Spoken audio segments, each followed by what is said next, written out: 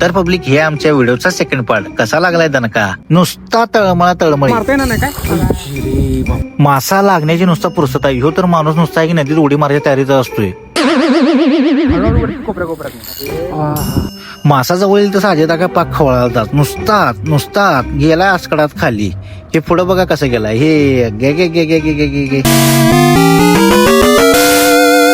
शेवटी भावानं माशाच्या तोंडात हात घातलाच आणि काढल्यावर वत्तीमेच मी म्हटलं मी धरतो थांब म्हणून. नंतर त्या भावाला म्हटलं माझा पाय धरणार तर मी जाईन खाली.